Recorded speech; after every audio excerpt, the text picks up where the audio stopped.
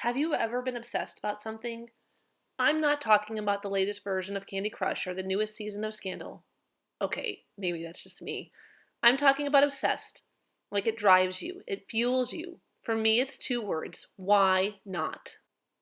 I remember the exact moment my obsession began. 4 years ago, I was sitting next to a friend I worked with at a technology conference. We had learned tools and strategies and ideas for new and innovative ways teachers were using iPads in the classroom. So I leaned over and whispered to her, "I want to try that too." And I waited for her to say, "Shh, Carrie, you're talking too much again." Or, "Carrie, pay attention and listen." Or, "That's cool. Yep, sure. Maybe someday." But instead, she said, "Why not? Why not?" Suddenly, everything about me would be changed forever. With some help and the lessons I had learned at that conference, I went back to my school and took all the old iPad 1s no one was using, and I became a one-to-one classroom.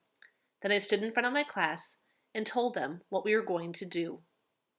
As we took this leap into this new and unknown experience, I knew it would be scary. I knew I wouldn't have all the answers, but I also knew it would be a life changer for my students. Why not? Diving headfirst into a one-to-one class, I quickly learned that there wasn't always an app that was made to do exactly what I needed it to do for the students in my special education classroom.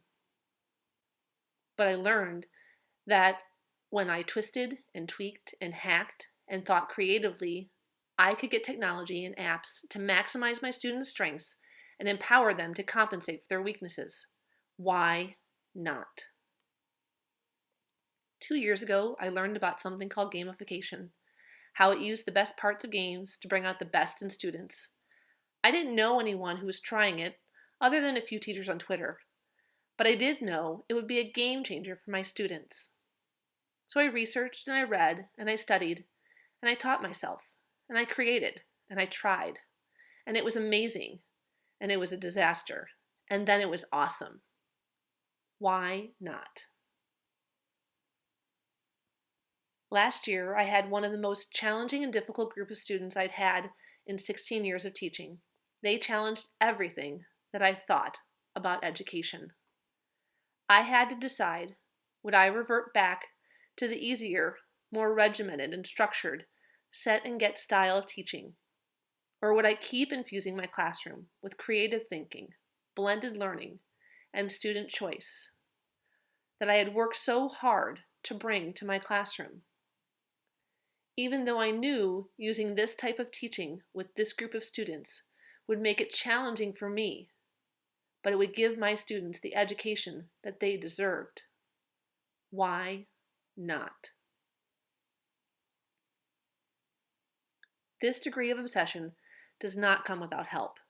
Taking risks, thinking differently, exploring new ideas, and not settling is never easy. My team and my personal learning network inspire me with different ideas, stretch my thinking, and challenge me. Most of all, they are there to idea talk, problem solve, and always support me. It's because of them every day I am allowed to think, why not? As we look into this upcoming school year, maybe tomorrow, next month, a future moment, next week, I have some questions to ask you about the future. What thinking will you bring to the upcoming school year? Will you be a why not thinker? Will you inspire others to think why not? Will you support someone else's why not moment? Or will we push each other to continue to stretch our thinking, even when it's hard, even when it's challenging? Because when it's our passion to be the very best educator we can be, when it's our mission to bring our students the very best ideas and education, and when it's our obsession to bring out the very best in our students, why not?